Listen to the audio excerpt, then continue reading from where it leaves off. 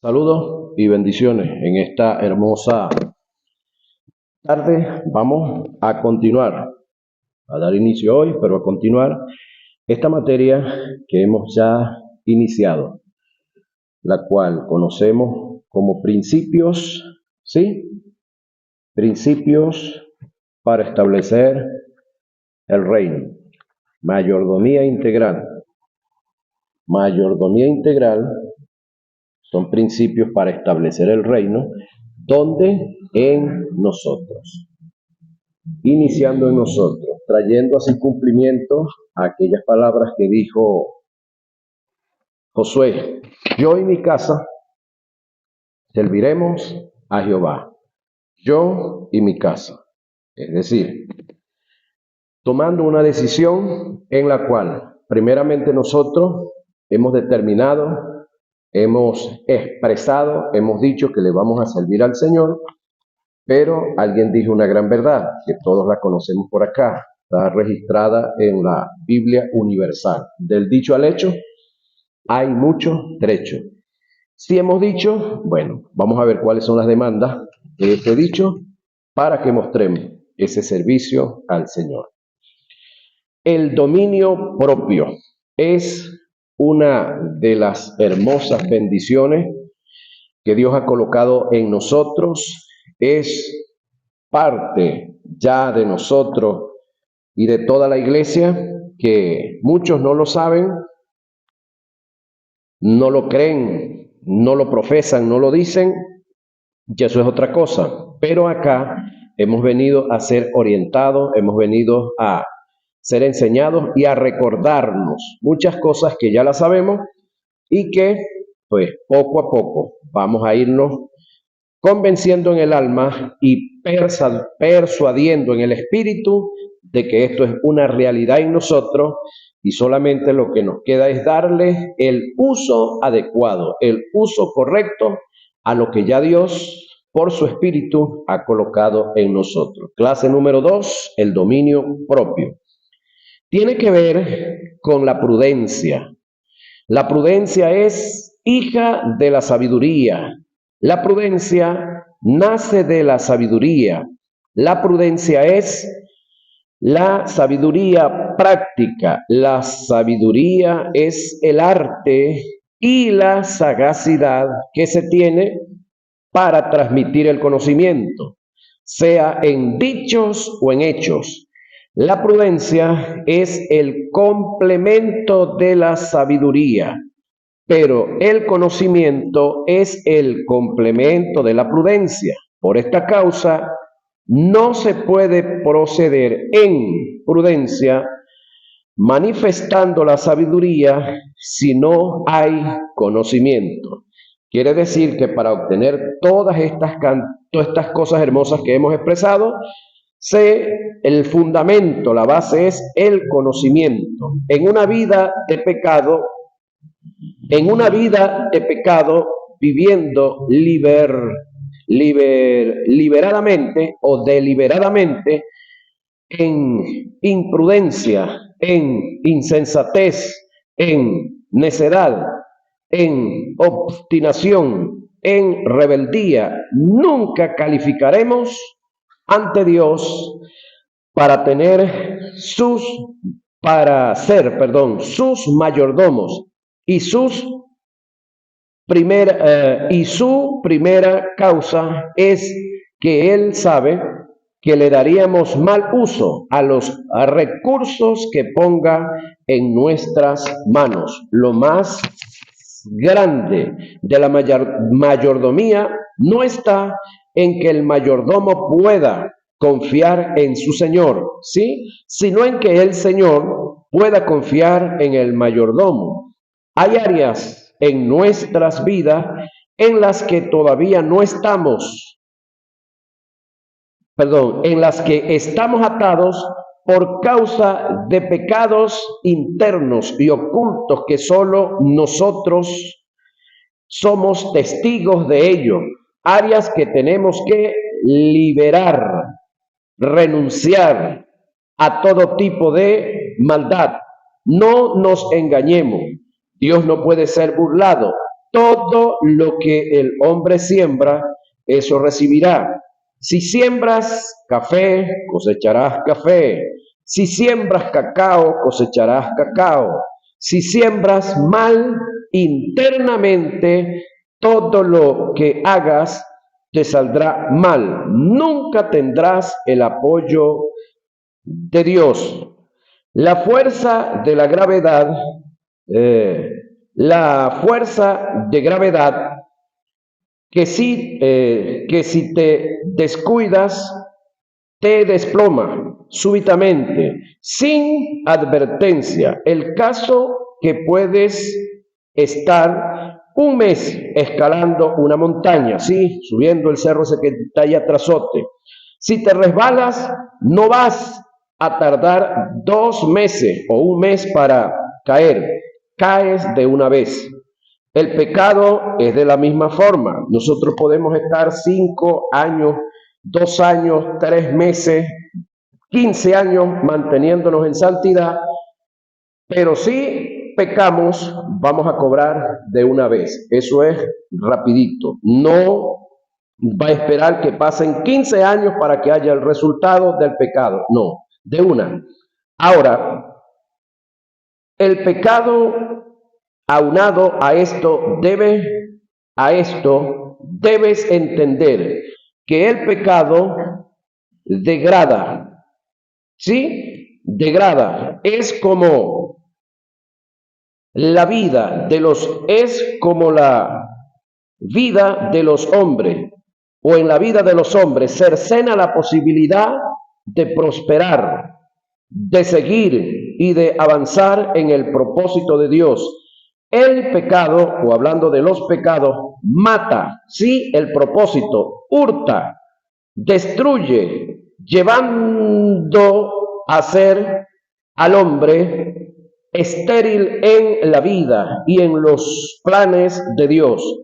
Por todo esto debemos ser administradores de nuestro propio ser para administrar los recursos y bienes de Dios que han sido colocados en nuestras manos. Los hábitos y el don, los hábitos y el y el dominio propio, perdón, los hábitos y el dominio propio. El detalle es que las letras están pegadas aquí, tenemos que hacer esa corrección.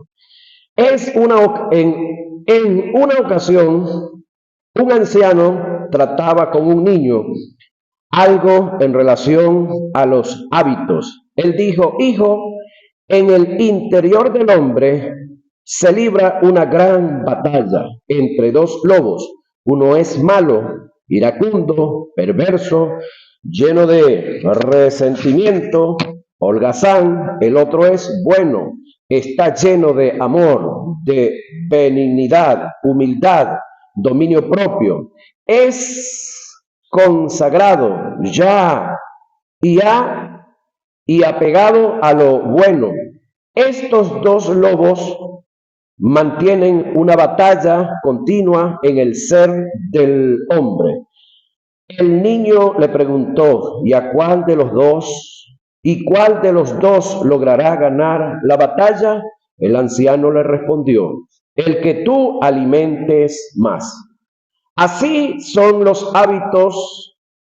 El que tú alimentes más obtendrá la batalla en tu interior. Si alimentas las virtudes que hay en ti y haces de ellas un hábito, te ayudarán a ganar la batalla que te conducirá a ser un hombre de éxito en la vida.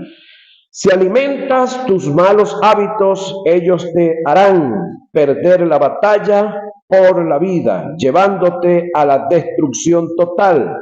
Los hábitos es como una adicción interna que se crea por la información que hemos recibido a través de los sentidos físicos y que nos llevan a tener acciones sin siquiera pensarlo. Los hábitos no nos llevarán a tener comportamientos involuntarios. La verdad del caso es que los hábitos determinarán nuestro futuro. Cosa dura en la vida es luchar en contra de los malos hábitos, pero cuán difícil es desarrollar, mantener y manifestar los buenos hábitos. Crear un mal hábito es fácil, construir un buen hábito es muy difícil, pero más difícil es mantenerlo. Pero sin embargo, si es difícil luchar en contra de ello y mantenerlo es más difícil, yo considero que nosotros como cristianos, más duro y vergonzoso es estar caminando en malos hábitos. ¿Sí? Ahora, el buen hábito en relación a Dios es el resultado del deseo, del esfuerzo, del sacrificio, la voluntad, pasando por el dolor y el sufrimiento que algunas veces produce el abandono de los malos hábitos que son apetitosos para el alma. El abandonar un mal hábito produce dolor y rasga el alma, pero al final, si logramos salir de él, producirá un gozo inefable en el espíritu renacido. Para abandonar un mal hábito hay que pasar por el dolor del cambio y se requiere de un quebrantamiento, que lo hemos hablado en otra de las clases, que es el quebrantamiento. Es el negarnos a nosotros mismos, es el hacer morir parte de nosotros. Ahora, los malos hábitos no se abandonan con una, aptitud y actitud de oración. No estamos negando la oración y el ayuno, pero no es a través de la oración que usted va a romper y a destruir los malos hábitos. Y vigilia. Ellos se dominan, es decir, los malos hábitos, si se doblega con una gran virtud denominada como el dominio propio. Es decir, es el dominio propio que está dentro de usted y está dentro de mí, de donde vamos a tomar y a tener las fuerzas para acabar con los malos hábitos. Por supuesto, debemos de orar, debemos de ayunar, debemos de hacer vigilia, debemos de congregarnos y cuantas otras cosas más, pero no es eso lo que nos va a llevar a acabar con los malos hábitos. Ahora, el dominio propio es esta gran virtud que de paso es un buen hábito, es lo que nos conduce a tomar la decisión determinante de querer en mí, en mi interior, el agradar y honrar a Dios. Lo serio del caso es que los malos hábitos se levantarán en el interior del ser como un gran monstruo que al final de la jornada terminará destruyendo, si le damos cabida, ¿no?, a su creador. Lucha por todos los medios en contra de los malos hábitos y lucha con toda tu fuerza para construir, desarrollar y mantener los buenos hábitos. Es un trabajo suyo y mío. Sí, de parte de Dios tenemos toda la ayuda, pero tenemos nosotros que obrar. Y serás un triunfador en la vida. Martín Lutero en una ocasión dijo: no le temo al papado de Roma, temo al papado de mi ser, de mi sentir y el de mi ego, ya que si me dominan, me pueden conducir a lo que no debo pensar y no debo hacer, en contra de mi creador. La vivencia es factor determinante para llevar con éxito un ministerio o una vida o un desarrollo en cualquier área donde usted esté. La vivencia en lo que hemos aprendido en los principios de Dios es un factor muy determinante para conducir a otros a la perfección y a la consolidación. Los apóstoles instaron mucho acerca de la vida intachable en la que nos debemos conducir para apacentar la grey de Dios y también para apacentarnos a nosotros mismos.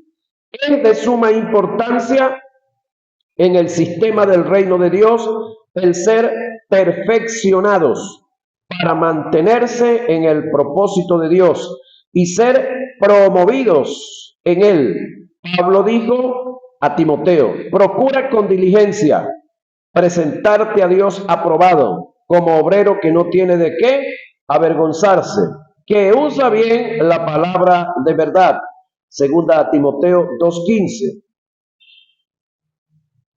El original lo expresa como sigue: pon diligencia en ti mismo, ser aprobado para presentarte ante Dios como un obrero que no tiene de qué avergonzarse, que usa correctamente la palabra de la verdad, es decir, que usa esa espada que es de dos filos, que corta para adentro y corta para afuera correctamente.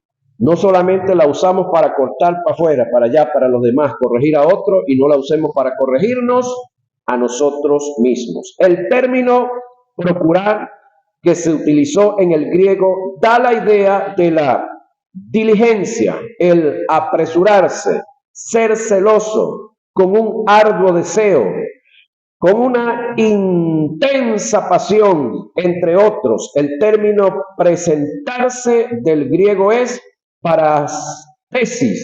parastesia, que tiene que ver con el estar ante un escenario como un modelo a seguir, con una figura ilustrativa como ejemplo cabal, como una figura digna de ser imitada. El término aprobado viene del griego dokimos, que describe lo que fue hallado apto, útil para el servicio. Este término aprobado es utilizado para hacer referencia al oro o la plata, que por el fuego ha sido purificado de toda aleación y que al ser analizado minuciosamente después de dicho proceso queda apto y útil para ser presentado en el mercado. Cuando Pablo le dijo a Timoteo: procura con diligencia presentarte a Dios aprobado, como obrero que no tiene de qué avergonzarse, que usa bien la palabra de verdad, según las características de los términos antes mencionados, y analizado, lo que le quiso decir fue: Timoteo, trata de mantenerte en los principios del reino, en el carácter de Dios y en sus demandas, en sujeción, en sumisión y en obediencia, haciendo una vivencia lo que has aprendido de su palabra, para cuando seas analizado por Dios, estés apto para ser promovido en el reino. Pablo, antes de su partida, le encarga a Timoteo ciertas virtudes que lo mantendrán activo y promovido en el reino de Dios, en el ejercicio del ministerio. Ninguna persona que estuviera en el lugar de Pablo, condenado a morir, pasando sus últimas horas en un oscuro calabozo, escribe una carta a su discípulo con tanta pasión y ahínco, transcribiéndole principios que no tuviera importancia, el apóstol sabía que estos principios mantendrían en pie y en ejercicio a su más amado discípulo para que llevara a cabo la obra que él le encomendó. Sé fuerte en la gracia, por lo que indica ser un ministro de gracia, ser fiel para delegar a otros la tarea encomendada, no la retenga. Es decir, trabajo que tienes, trabajo que se te fue delegado, no creas que tú eres, que contigo se acaba todo. No, sé fiel para delegar, comparte con otros, ser valiente como un soldado es una de las demandas, ser disciplinado como un atleta, ser esforzado como un agricultor, eso lo saben bastante ustedes por aquí, ser diligente como un obrero, ser humilde y amable como un siervo, ser diligente en el estudio de la palabra, parte de lo que estamos haciendo, ser un buen maestro a tiempo y fuera de tiempo, ser motivo de inspiración en lo que haces y enseñas. Por otra parte, Pablo insta a Timoteo a no vivir de apariencia en la fe.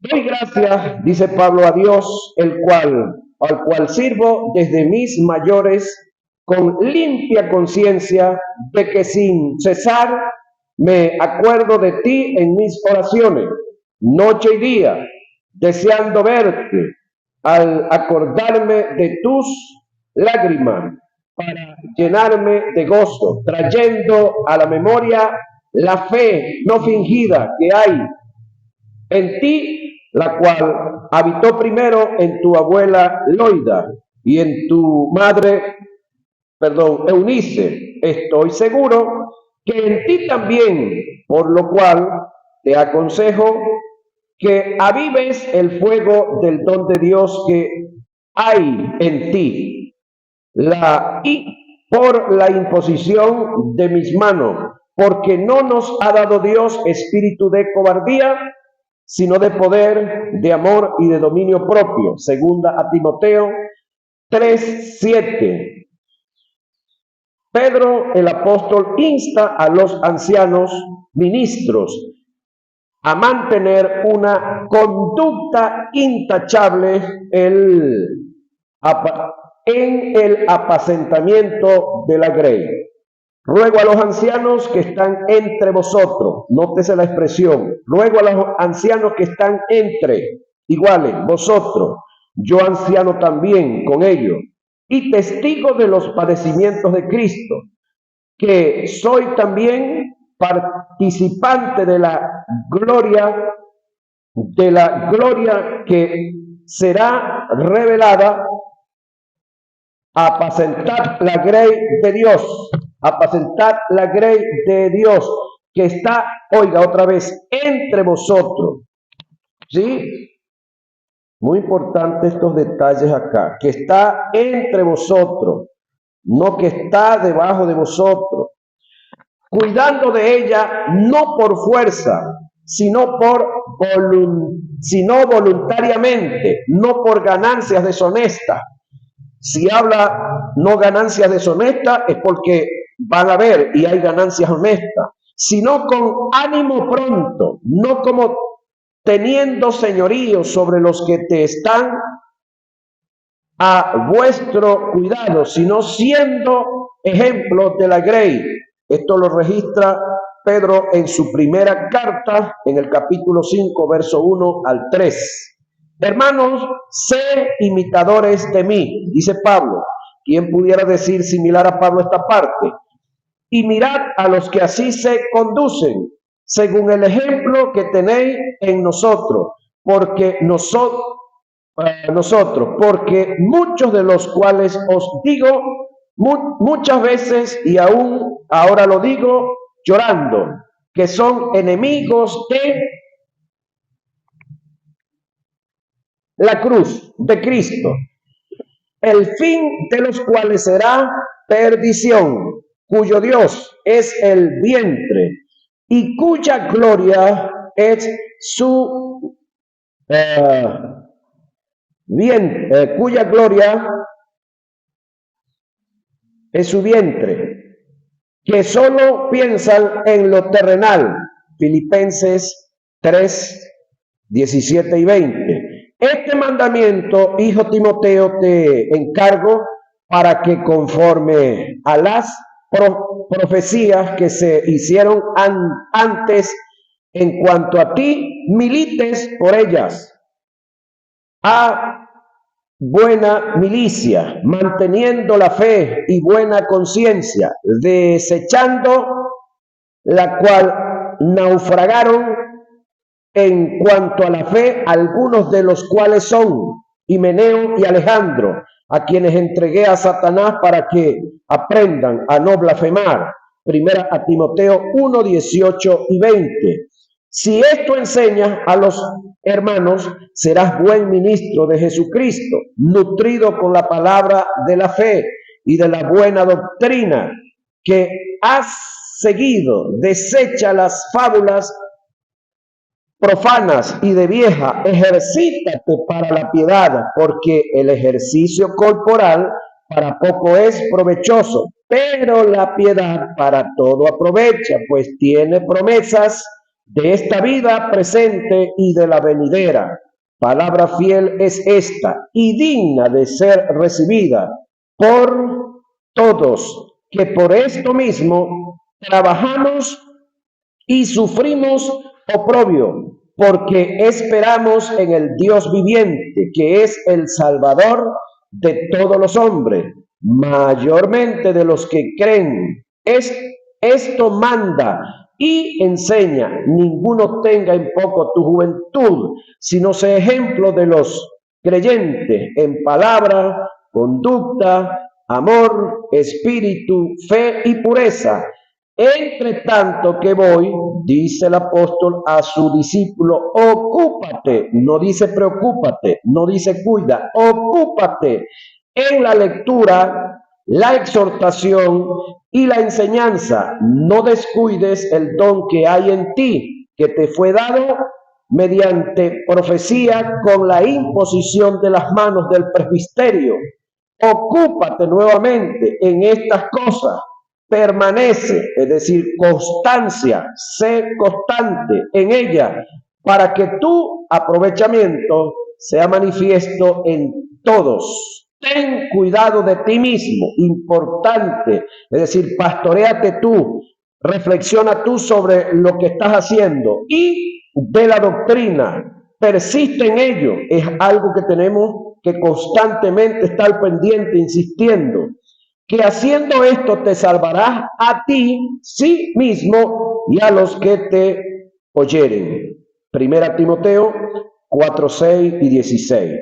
Pero tú habla lo que está de acuerdo con la sana doctrina, que los ancianos sean sobrios, serios, prudentes, sanos en la fe, en el amor, en la paciencia. Las ancianas asimismo sean reverentes en sus portes, no calumniadoras, no esclavas del vino, maestras del bien. Esto es la demanda que Pablo está haciendo a su discípulo, que enseñen a las mujeres jóvenes a amar a sus maridos y a sus hijos, a ser prudentes, castas, cuidadosas de su casa, buenas y sujetas a sus maridos, para que la palabra de Dios no sea blasfemada. Exhorta asimismo a los jóvenes que sean prudentes, presentándote tú en todo como ejemplo de buena obra. en la enseñanza, mostrando integridad, que tiene que ver con ser honesto en todo, integralmente, seriedad, palabra sana e irreprochable, de modo que el adversario que siempre vamos a tener sea avergonzado, ¿sí? El adversario se avergüence, y no tenga nada malo que decir de vosotros. Exhorta a los siervos a que se sujeten a sus amos. Esta palabra, ahorita, a esta altura de la vida, está un poco fuerte. Sin embargo, a esta altura no tenemos esclavos como en el tiempo antiguo, ¿no? Pero sí tenemos personas que trabajan como obreros a otros, y es algo parecido, ¿no? Sí tenemos personas que están bajo el dominio, bajo la dirección, bajo la orientación de otros, con esta área. En cuanto a los siervos, que se sujeten a sus amos, que sean, que agraden en todo, que no sean respondones, no defraudando, sino mostrándose fieles en todo, para que en todo adornen la doctrina de Dios, nuestro Salvador. Esto habla y exhorta y reprende con toda autoridad. Nadie te menosprecie. Tito 2:1 y 15. También otra carta pastoral de las cuales Pablo muestra y de las cuales Pablo da a otro de sus seguidores. Y la parte acá reprende con autoridad. El término autoridad no tiene nada que ver con cara larga, no tiene nada que ver con grito, no tiene que ver con impulsarte, tiene que ver con ser ejemplo. Cuando de Jesús se habla, que Jesús hablaba como quien tenía autoridad, era que lo que Jesús enseñaba era una vivencia para él, era algo que él vivía. Entonces, para nosotros enseñar cualquier cosa con autoridad, tiene que ser vivencia nuestra. Porque yo puedo aconsejar muy bonito, muy lindo, muy hermoso, pero si yo no estoy viviendo, si yo no soy ejemplo de eso, no tengo lo que conocemos como autoridad moral. No soy ético. Por lo cual, muy bueno puedo hablar, el otro puede oír mi consejo, puede apreciarlo, puede abrazarse de él y vivirlo, pero si yo no lo estoy viviendo, entonces califico como hipócrita. Y por hipócrita es el que enseña algo, pero no lo vive. ¿Sí? Ahora, la moral, la integridad, la ética y la equidad es como un gran piso que con derechos podemos desarrollar,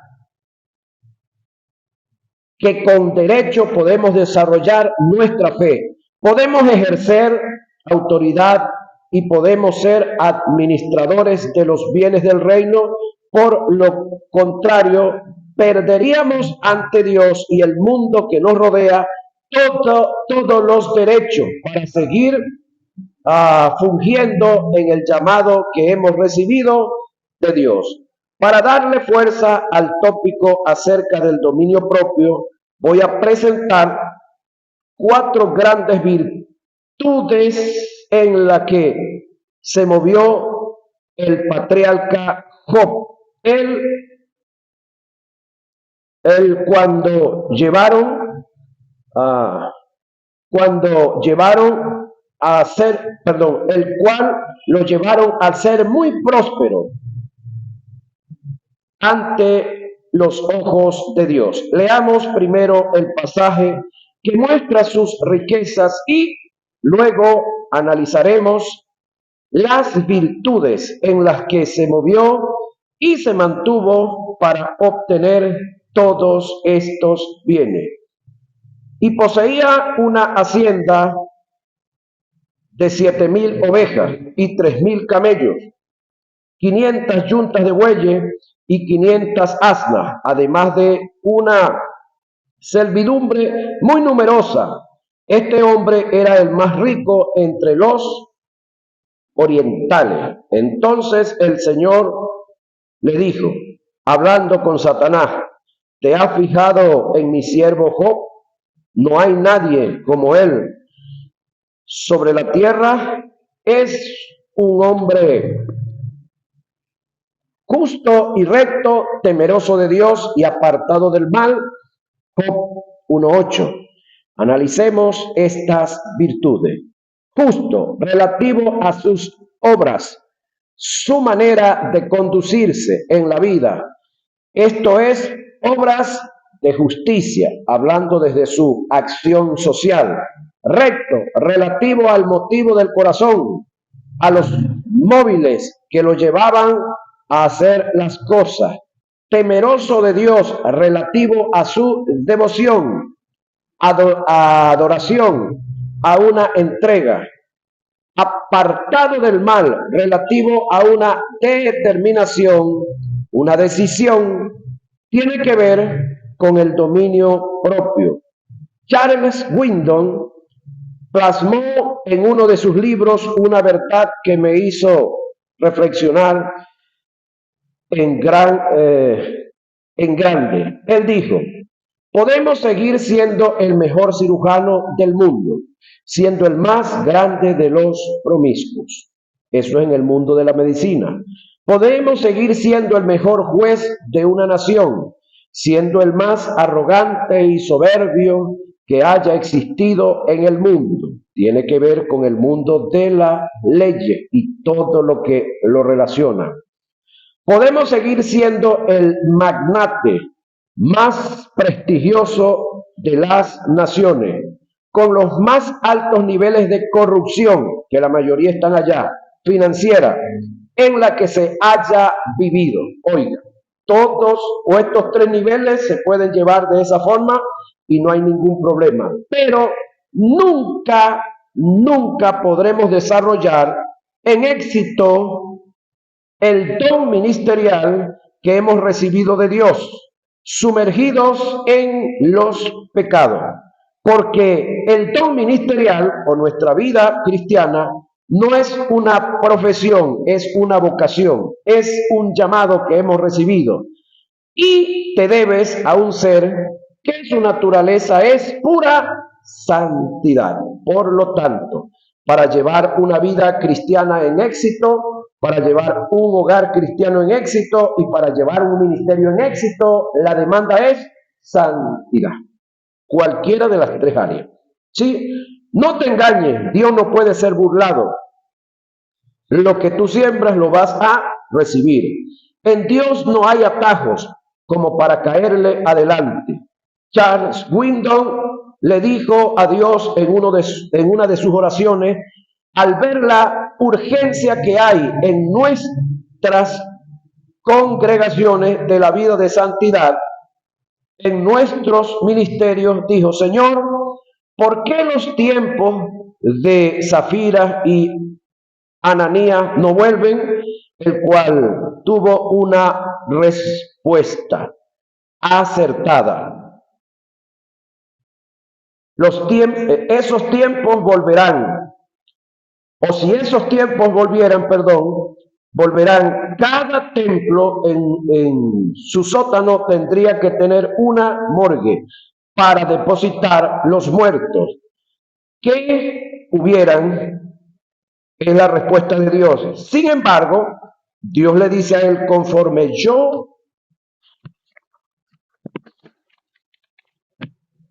comencé la obra, la voy a terminar. Voy a marcar un precedente en los tiempos finales, como lo marqué en el principio de una iglesia naciente. Yo vengo a buscar a una iglesia sin mancha ni contaminación, según el pensamiento del que escribe y el contexto al término o el término ídolo que aparece en el pasaje no se refiere a imágenes, sino a todo lo que el mundo te ofrece, que te llama la atención, dándole lugar dándole lugar en tu vida, fascinándote por completo, pasando a tener dominio de ti, quitándole a Dios el lugar que le pertenece. Hay 4 áreas en las que te tienes que guardar y evitar caer en ellas. De lo contrario, estarás creando un ídolo que ocupará el lugar de Dios y a su vez crearás un Frankenstein, un monstruo que no vas a poder dominar. ¿Cuáles son? La fortuna. La codicia al dinero, si no tienes dominio de ella, te destruirán. Pablo dijo, porque raíz de todos los males es el amor al dinero. Nótese que es el amor al dinero la raíz de todos los males, no el dinero.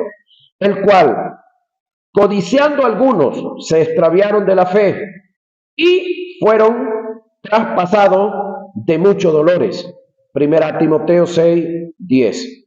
Hombres muy usados por Dios abandonaron sus creencias por seguir en forma desenfrenada el dinero.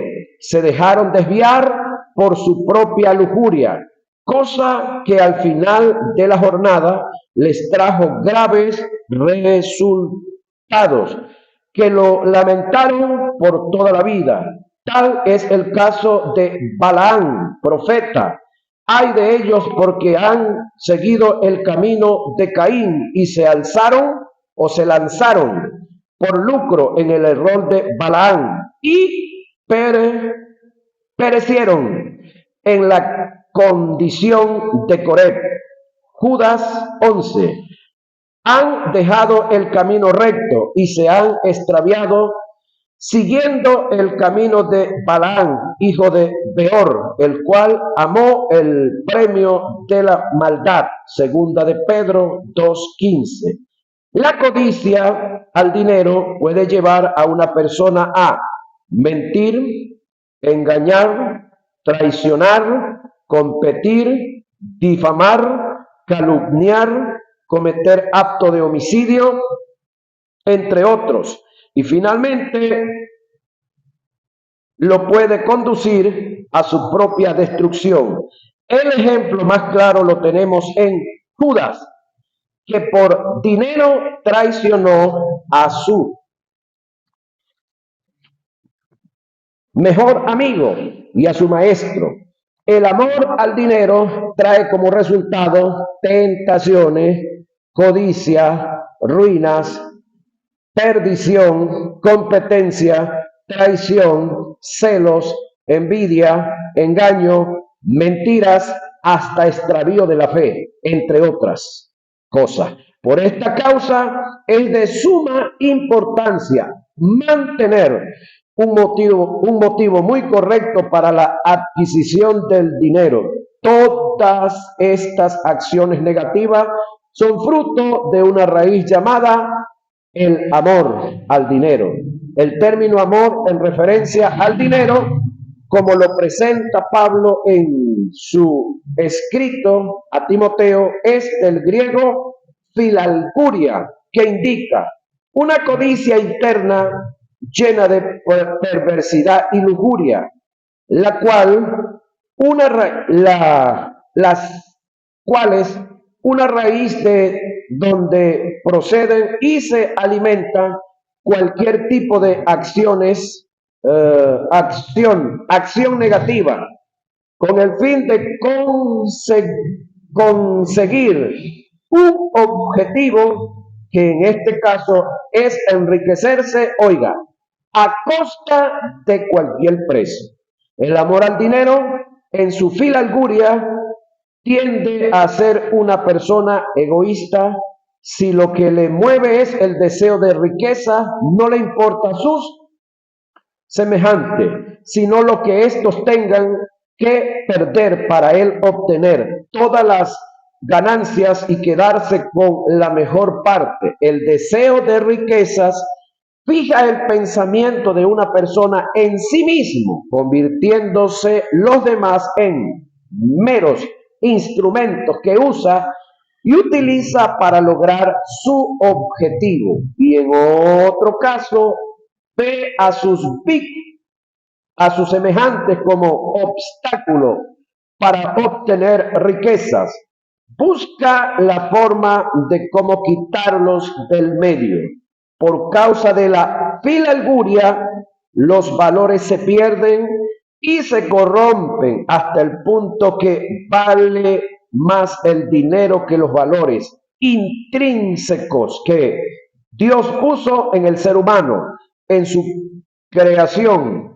En el verso 11 del 19 del mismo capítulo, Pablo le presenta a Timoteo las virtudes de un hombre lleno de ágape de Dios, que es el contraste de la filalguria, y a su vez le da mandamientos de batallar en contra este flagelo,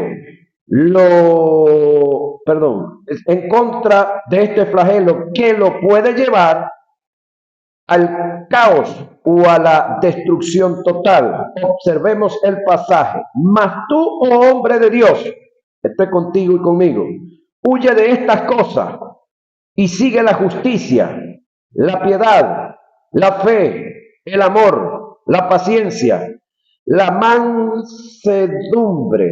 Pelea. ¿Sí? ¿Qué va a pelear? ¿Con el vecino, con la vecina? No. Pelea la buena batalla. ¿Sí?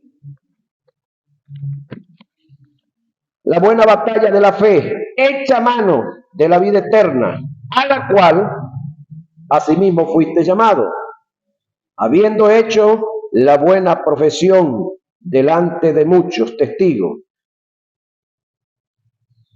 Te mando delante de Dios, que da vida a todas las cosas, y de Jesucristo, que dio testimonio de la buena profesión delante de Poncio Pilato, que guardes el mandamiento sin mácula ni reprensión hasta la aparición de nuestro Señor Jesucristo. Cuando el texto me habla aquí de la aparición de nuestro Señor Jesucristo, ¿de qué aparición me estará hablando?